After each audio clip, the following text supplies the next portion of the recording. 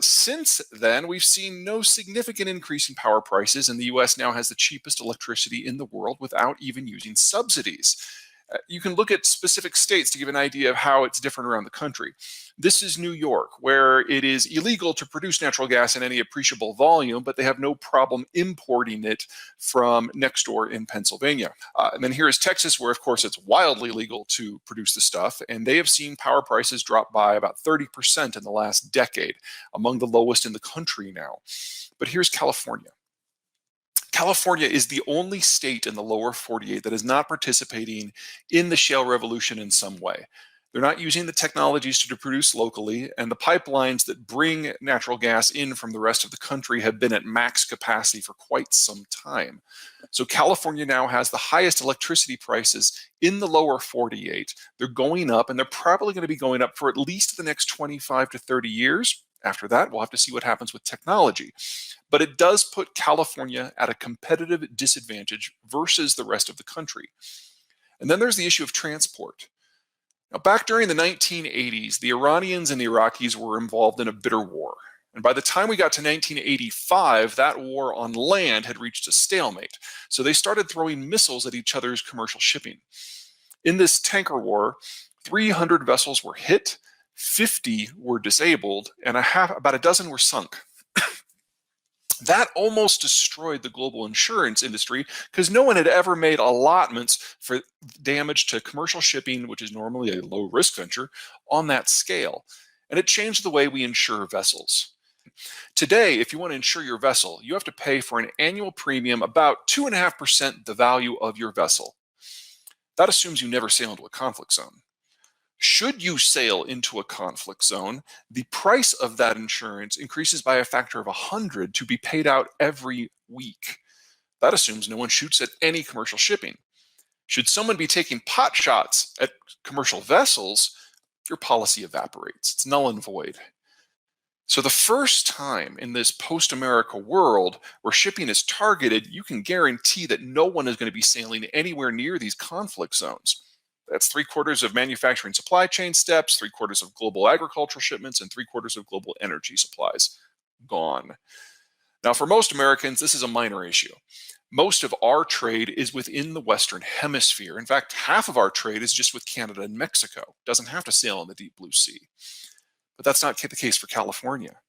California isn't just the state most dependent upon trade with East Asia, it's the trade gateway, has lots of throughput, all of which sails the deep blue sea. You can get an idea of where some of these exposures specifically lie when you look at manufacturing chains.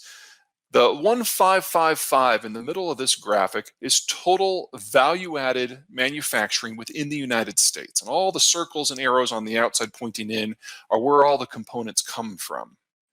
The 1555 in the middle of this graphic indicates the total of value-added manufacturing in the United States. That 1555, that's $1.555 trillion. All of the circles and arrows that flow in from the outside indicate the value in billions, and then the color indicates the likelihood it's going to be disrupted in this world that we're moving into. Green means it's probably fine. Yellow means figure 25% of it's not going to make it.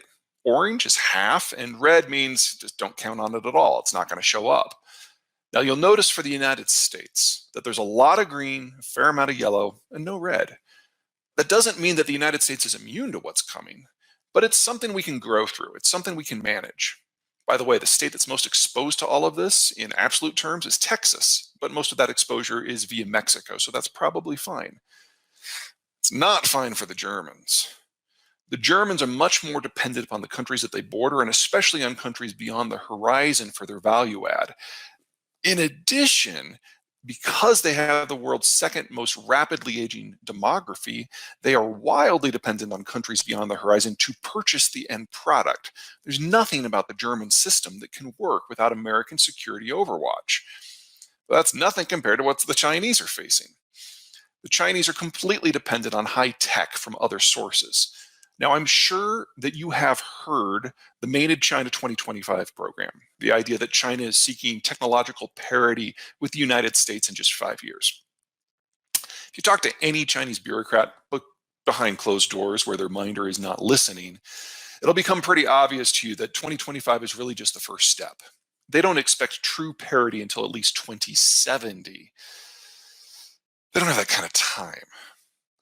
Now, some version of this holds true. Obviously, especially in manufacturing, the US is very well positioned for the low end. The shale revolution and low transport costs to end consumers bodes very well for American low-end manufacturers. And the US is also well positioned on the high end. The US has the capital, the tech, and the labor force. And within manufacturing, there are two subsectors that are very heavily exposed to this. The first is automotive, but about 2/3 of that is within NAFTA. That's manageable. The bigger concern is the second one, technology manufacturing. About 2/3 of that is in East Asia. And we'll come back to that in just a minute. First, we have to have an idea of the decision-making process here.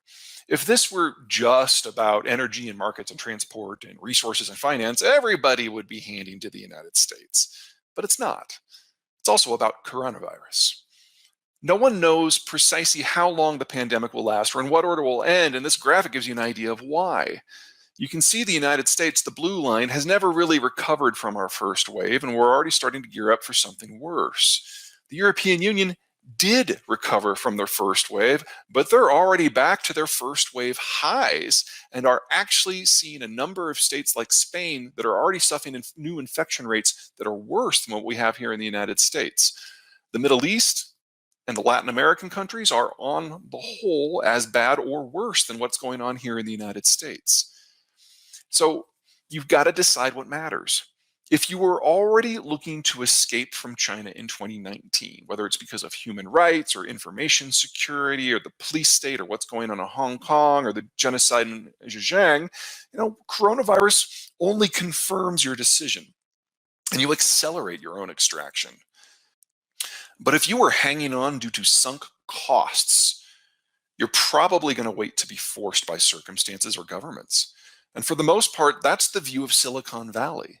They have bet their entire existence on globalization. Nearly their entire manufacturing chain is in East Asia, and very little of that is going to last, which means that when they do move, when they are forced to move, it will all move at once.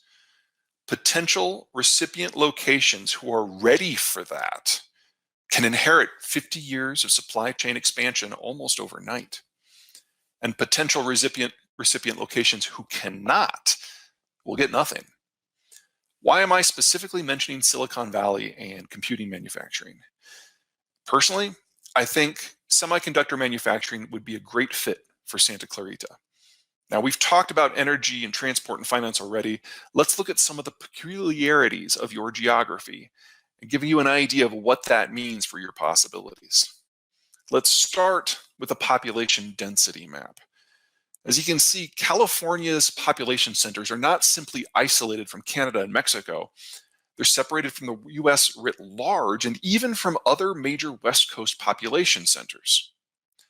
You zoom in a little bit and you can see that the Los Angeles basin isn't simply separated from the West Coast, it's broken off from the rest of California itself. Zoom in a little bit more.